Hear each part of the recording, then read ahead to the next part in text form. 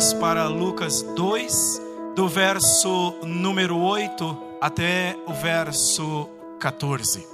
Eu farei a leitura na Nova Versão Internacional da Bíblia Sagrada. E nela lemos assim: havia pastores que estavam nos campos próximos, e durante a noite tomavam conta dos seus rebanhos.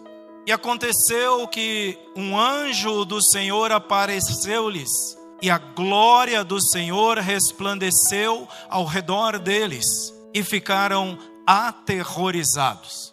Mas o anjo lhes disse: não tenham medo, estou lhes trazendo boas novas de grande alegria, que são para todo o povo. Hoje, na cidade de Davi, lhes nasceu o Salvador, que é Cristo o Senhor. Isto lhes servirá de sinal: encontrarão o bebê envolto em panos e deitado numa manjedoura. De repente, uma grande multidão do exército celestial apareceu com o anjo, louvando a Deus e dizendo: glória a Deus nas alturas, e paz na terra aos homens aos quais Ele concede o seu favor. Amém? Me ajude a orar, por favor. Pai querido, muito obrigado por esta riquíssima oportunidade, a de pregar a Tua palavra e ser somente instrumento Teu para este momento e para a vida dos meus irmãos que aqui vieram. E também a oportunidade que tem a Tua igreja, nossos amados irmãos, de receberem a Tua palavra que já foi lida e agora será explicada, e agora será exposta. E permita-nos o Senhor que consigamos aplicá-la aos nossos corações, aplicá-la às nossas vidas e viver de acordo com esta palavra. Ajuda-nos, Deus. Eu creio que o Senhor já está fazendo isso para a glória do Teu nome. Para isso, Pai, que nenhuma distração nos tire desta hora. Que nada nos impeça de receber a Tua palavra. Que aqui neste lugar agora todos estejamos envolvidos pela atmosfera do Teu Espírito, que já está trabalhando em cada vida, em cada coração, preparando-nos para, como terra fértil, receber a palavra do Senhor. Ajuda-nos, Pai, porque precisamos de Ti. Precisamos da Tua palavra para sermos alimentados, edificados, para crescermos, para sermos curados, em nome de Jesus. Eu oro e eu agradeço a Deus. Amém. Natal. Deus veio viver aqui. O que é o Natal? Porque é importante conhecer, celebrar ou não celebrar. E em celebrando, como fazê-lo? Já que são tantas vozes a respeito. Até mesmo entre os cristãos não há unidade a respeito desta data e sobre o que fazer com ela e nela. Como cristãos, é interessante, importante, imprescindível que conheçamos. Porque, por um lado, corremos o risco de nos assemelharmos ao povo de Jesus, ao seu próprio povo, a respeito dos quais escreveu João, no capítulo 1 e verso 11. Veio para o que era seu, mas os seus não o receberam. Corremos sim o risco de não recebermos Jesus, por falta de entendimento, ou algo semelhante. Ou ainda podemos agir como agiu o rei Herodes, o edomita. Herodes disse aos magos que foram até Jerusalém à procura do sinal que viram. Herodes disse para eles, em Mateus 2, verso 8, logo que o encontrarem, avisem-me, para que eu também vá adorá-lo. E por que isso? Porque é possível declarar a adoração ao Messias, ao Senhor Jesus, mas não haver real interesse nos planos de Deus para a nossa vida, para a nossa família, para a humanidade como um todo, e não haver nenhum real interesse na pessoa bendita de Jesus Cristo. Por isso, precisamos compreender que Jesus é a razão maior da celebração durante este período. Que tal prestarmos verdadeira adoração a Deus? Adoração que Ele merece, adoração que o Senhor Jesus Cristo merece. Adoração a Deus, nosso amado Pai, que se encarnou na pessoa real e histórica de Jesus Cristo e veio habitar entre os homens para chamá-los, trazê-los, reconciliar os homens que não queriam saber de Deus consigo mesmo. Que tal adorarmos verdadeiramente o Senhor? Comecemos por compreender este período, estes símbolos todos e o que eles querem dizer. Por onde eu quero andar com você esta noite? Primeiro, dizendo-lhes que o Natal é carregado de significado. Em segundo, leiamos o mundo pela lente da Bíblia Sagrada. E em terceiro e último, então, o que é o Natal? O que celebrar? Vamos andar juntos pelos próximos minutos e que o Senhor nos abençoe, nos direcione. O Natal é carregado de significado. Eu trarei alguns fatos históricos aqui para embasar nossa pesquisa e embasar a nossa fé. E alguns cristãos dizem que o Natal é uma festa pagã, uma festa do culto ao sol que existiu na antiguidade. Outros dizem que ela é originada na Saturnália, uma festa em homenagem ao deus Saturno, um deus romano responsável por abundância, por geração e por riqueza. E isso em Roma antes de Jesus Cristo.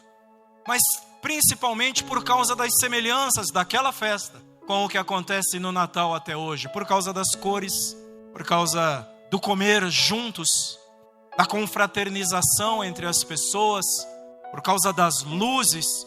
Naquela época eram velas e tochas, e hoje vivemos a era dos LEDs e assemelhados.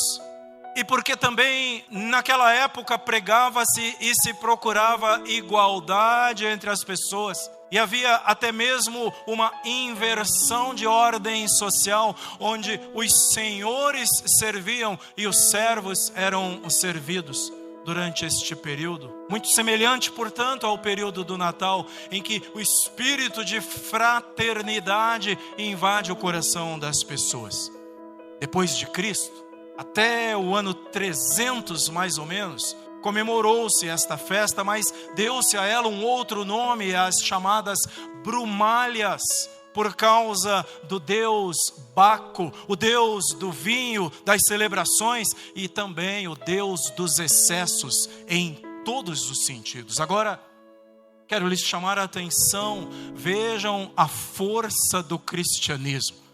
Olhem para a força da pequena semente que nasce, que é plantada sem muito alarde, é colocada na terra, e Jesus disse que ela germina, cresce e torna-se uma grande árvore que serve de abrigo, que serve de sombra no futuro, que servirá de alimento e muito mais. Olhem o poder da semente, porque o cristianismo, lá pelo ano 300, meados do século IV, absorveu esta festa, a Saturnália, as Brumálias, não importa, foram engolidos, foi apagada, foi substituída pela festa cristã, e dali em diante passou a comemorar-se apenas o Natal de Jesus, o Natal do Senhor. Manteve-se a prática da troca de presentes daquelas festas,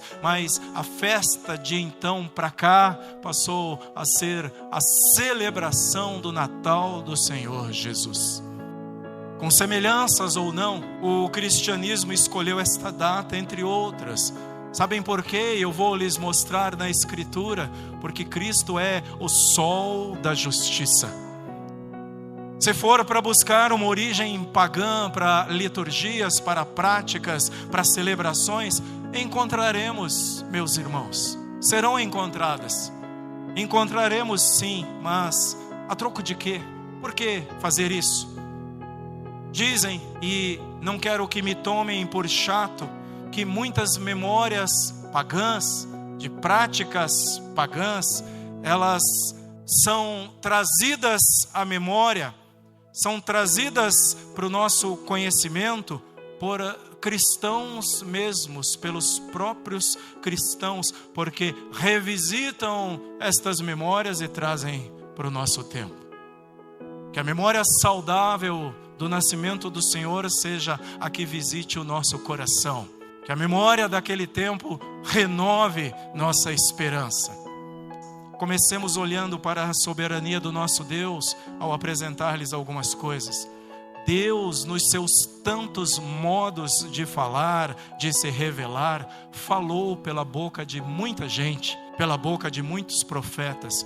E Deus, por exemplo, já que falamos de coisas que vêm de origem pagã, usou um profeta estrangeiro, Balaão, muito antes do profeta Isaías, quando Israel ainda era um bando de peregrinos pelo deserto, ainda nem tinha se formado como nação.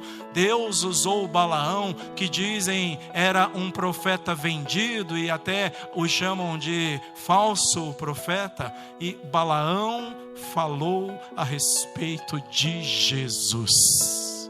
Números, no capítulo 24, verso 17, Balaão diz: eu o vejo, mas não agora. Eu o avisto, mas não de perto. Uma estrela surgirá de Jacó, um cetro se levantará de Israel. Mais tarde, o profeta Malaquias retomou a promessa, falando de outra estrela. Malaquias falará do sol da justiça. Ora, todos sabemos que o sol é uma estrela, a maior das estrelas do sistema solar. Em Malaquias 4 e verso 2, lemos a palavra de Deus pela boca do profeta: mas para vocês que reverenciam o meu nome, o sol da justiça se levantará, trazendo cura em suas asas, e vocês sairão e saltarão como bezerros soltos no curral. Sobre a árvore de Natal, um dos símbolos para esse tempo, dizem que tem origem em cultos pagãos, no culto às árvores. Sim, esses cultos existiram entre os cananeus e entre povos idólatras. Seus sacerdotes deitavam-se embaixo de árvores e interpretavam o barulho das folhas das árvores, o farfalhar das folhas lhes comunicava algumas mensagens, e esses sacerdotes de povos idólatras interpretavam como mensagens espirituais. Sim, existiam, mas a palavra de Deus diz, por outro lado, que foi embaixo de árvores como carvalhos, por exemplo. Foi entre os carvalhais que Deus falou com Abraão, onde Abraão ofereceu sacrifícios a Deus, não uma vez, mas mais de uma vez. Assim também fizeram Jacó, e assim também fez Gideão, debaixo de uma árvore, embaixo de um carvalho, adoraram a Deus e sacrificaram ao Senhor. A palavra nos diz que reis foram escolhidos embaixo de árvores. Então, a árvore nunca foi o problema, nunca foi o problema a árvore. A Bíblia abre com um jardim, e a Escritura diz que Deus plantou no Éden um jardim. E no meio do jardim, Deus fez nascer uma árvore especial. Se o problema é a árvore, Deus começou tudo com árvore também. Lá em Gênesis 2, verso 9, o Senhor Deus fez nascer então do solo todo tipo de árvores agradáveis aos olhos e boas para alimento. E no meio do jardim estavam a árvore da vida e a árvore do conhecimento do bem e do mal. A árvore, na verdade, nunca foi o problema, ela sempre foi a solução. E a Bíblia aponta que nós estamos de maneira maravilhosa, sendo conduzidos para um lugar especial. Deus preparou nossa volta para o jardim, saibam disso. Tudo começou num jardim e as coisas terminarão em um jardim, onde também tem uma árvore. Apocalipse, capítulo 22, versos 1 e 2. Então, o anjo me mostrou o rio da água da vida, que, claro como cristal, fluía do trono de Deus e do Cordeiro, no meio da rua principal da cidade. De cada lado do rio estava a árvore da vida, que dá 12 colheitas, dando fruto todos os meses. As folhas da árvore servem para a cura das nações. Apocalipse 22 e verso 14. Felizes os que lavam as suas vestes, para que tenham direito à árvore da vida e possam entrar na cidade pelas portas. A prática de enfeitar a árvore de Natal se consolidou na Alemanha e veio principalmente por meio de Lutero, que enfeitou uma árvore no seu jardim, no seu quintal, para comemorar o Natal de Jesus. As luzes e as bolas coloridas apontam para Jesus, a luz do mundo. É Ele que disse, João 9, verso 5, enquanto estou no mundo, sou a luz do mundo. Você olha e lembra, Ele é a luz do mundo. Ele disse também, eu sou a luz do mundo. João 8,12, quem me segue nunca andará em trevas. E a estrela é porque Jesus, segundo o Apocalipse, é a resplandecente estrela da manhã. Quando você olha a estrela na árvore, lembra-se, Ele é a estrela da manhã. Apocalipse 22:16, eu, Jesus, disse o Senhor, eu sou a raiz e o descendente de Davi e a resplandecente estrela da manhã. Não esqueça disso. Quando você olha para esta decoração, quando você olhar para uma árvore de Natal, teu olhar nunca mais será o mesmo, nunca mais. Ele também é a estrela que viram os magos, que apontava o caminho para Belém, que apontava o caminho para a estrebaria, onde Jesus teria nascido e que foi vista pelos magos. Mateus 2, verso 2, eles chegam e perguntam, onde está o recém-nascido, o rei dos judeus? Porque vimos a sua estrela e viemos adorá-lo.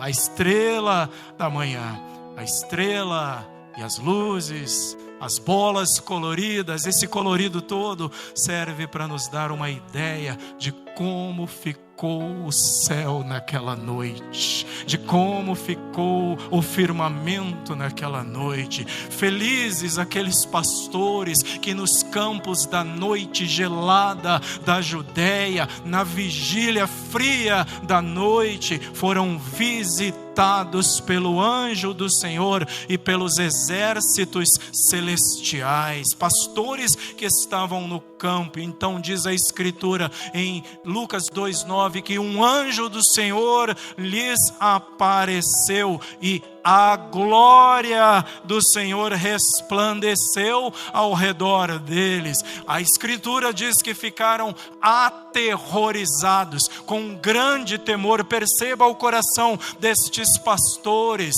eles vão do terror até a alegria, porque o anjo começa dizendo-lhes: não tenham medo, eis que eu trago para vocês novas de grande alegria, que serão para todo o povo. Na cidade de Davi lhes nasceu hoje o Salvador, que é Cristo.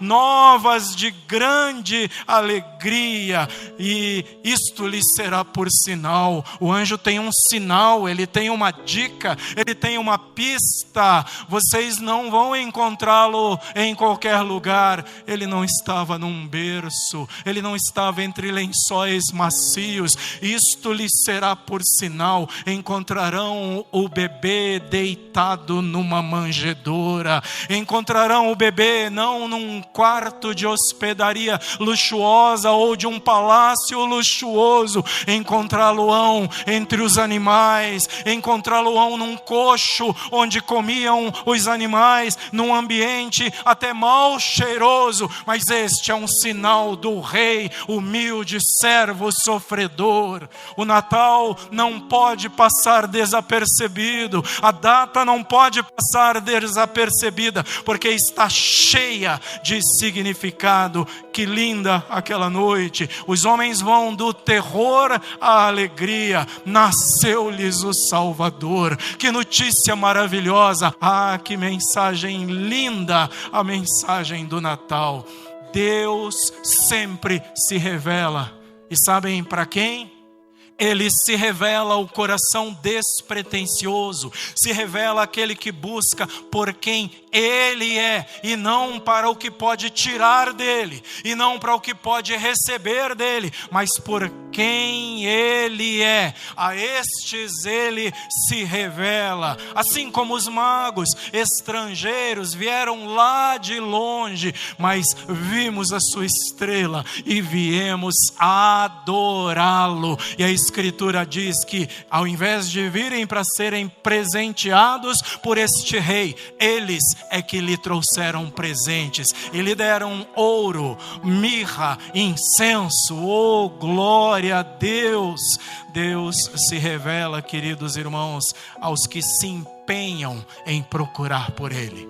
Ele se revela também aos humildes, aos que enfrentavam noites geladas nos campos da Judéia, e numa das profissões mais desprezadas, a de pastores de ovelhas. Ele se revela a esses homens e enche os seus corações de alegria.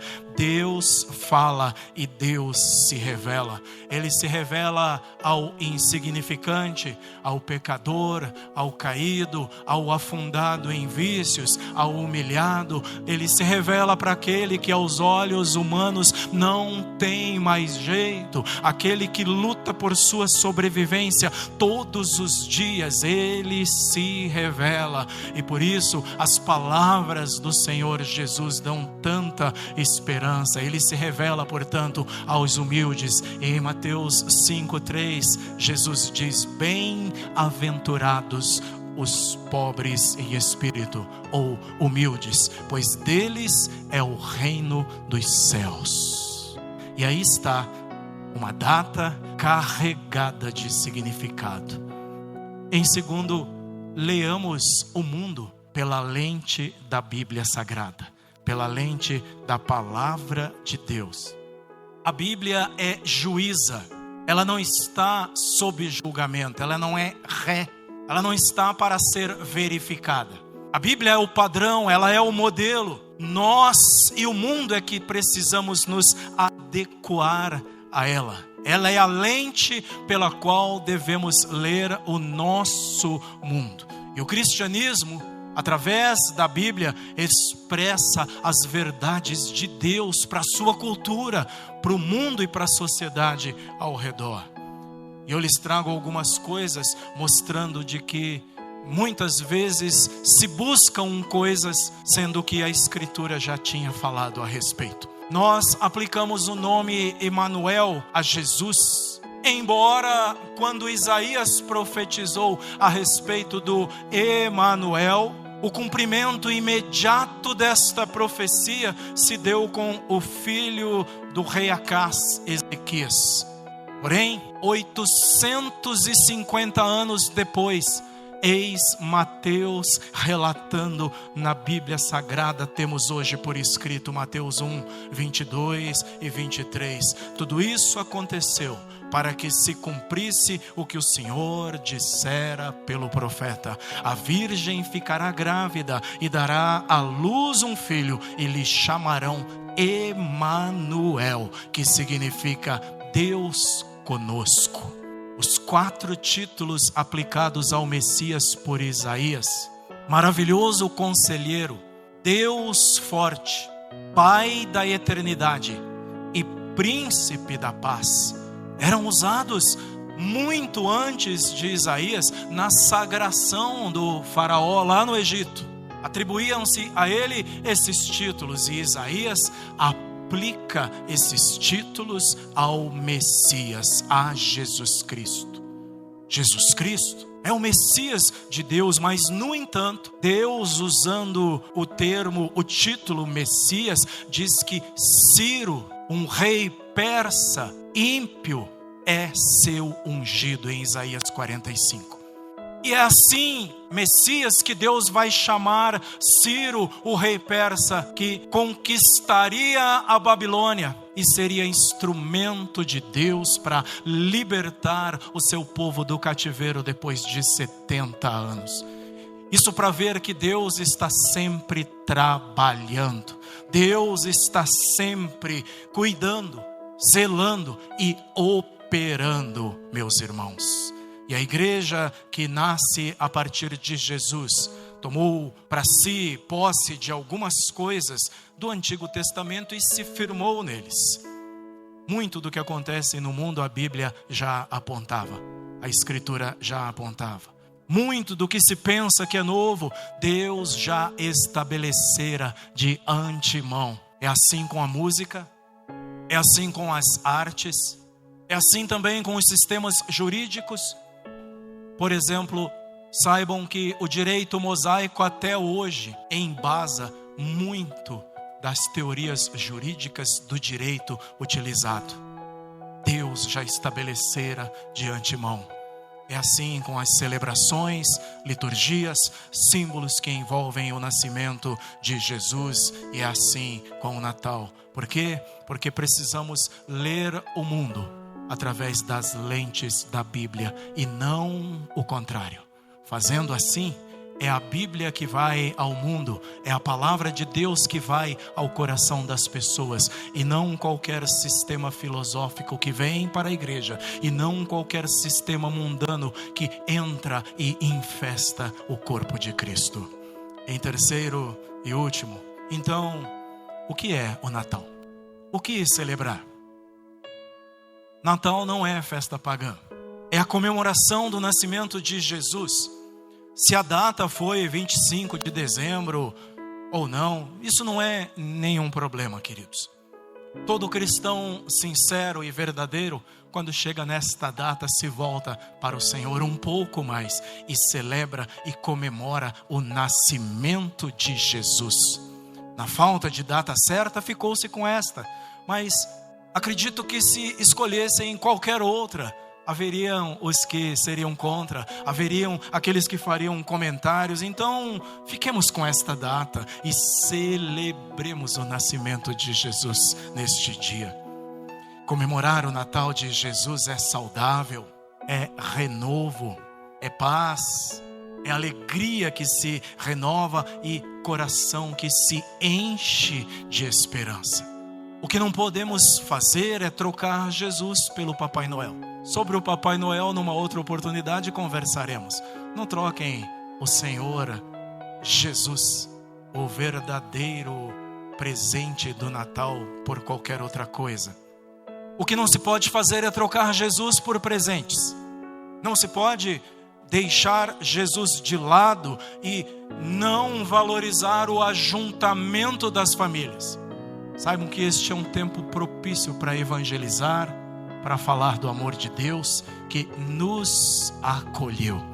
O aspecto espiritual desta ocasião é mais importante.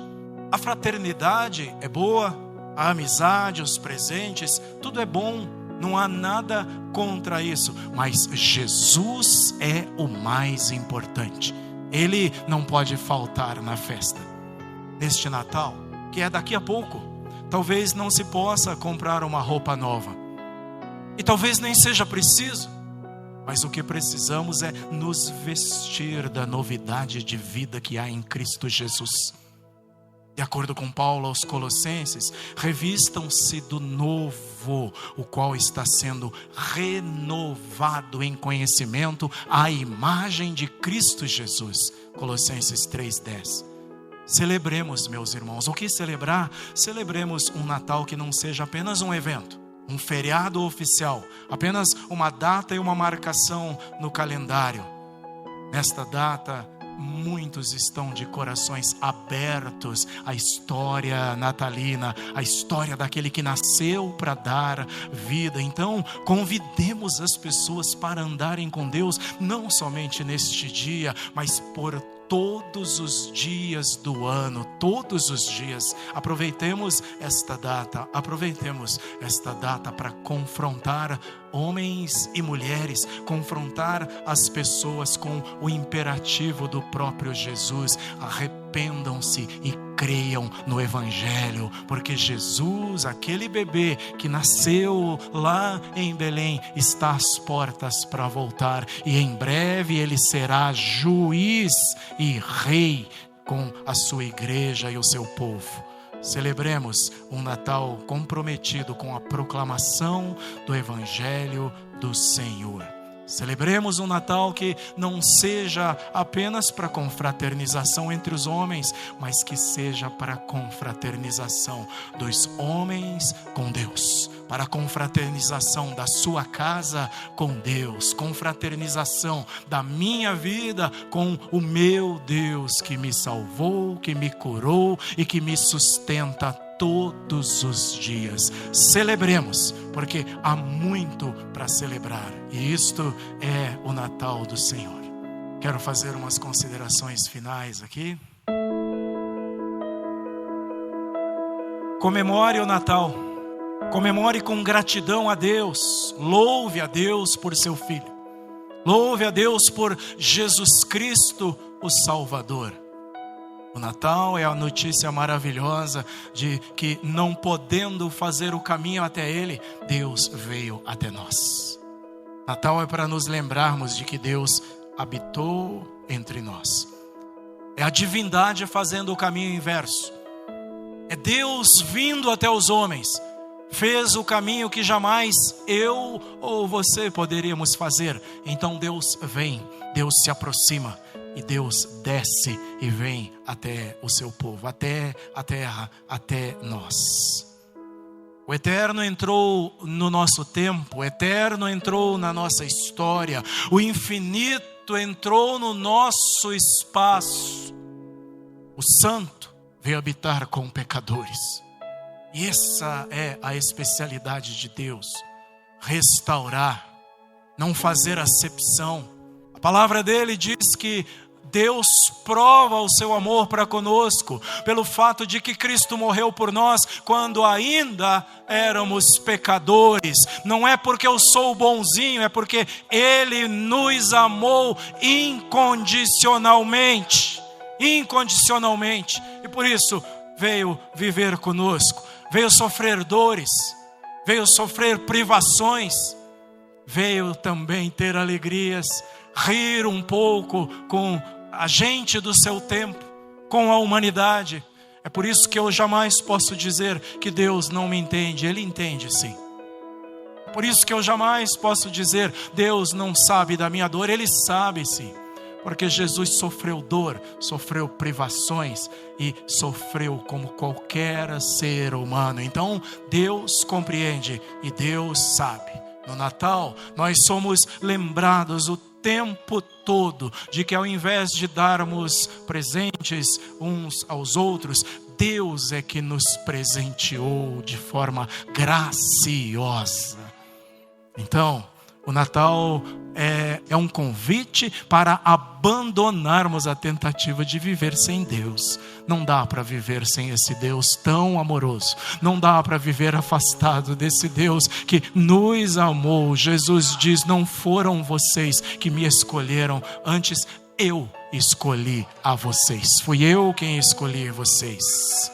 O Natal é um convite para nos aproximarmos do Senhor. E o que eu posso fazer hoje, ainda hoje, presenteie o aniversariante, presenteie o Senhor, dê a Ele a sua vida, é tudo o que Ele quer. Entregue a Ele totalmente a sua vida, porque o Natal é isso aí. Deus veio viver aqui, e a partir dali existe antes de Jesus e depois de Jesus. Ninguém mudou a história da forma como Ele fez. Amém? Deus te abençoe. Vamos orar?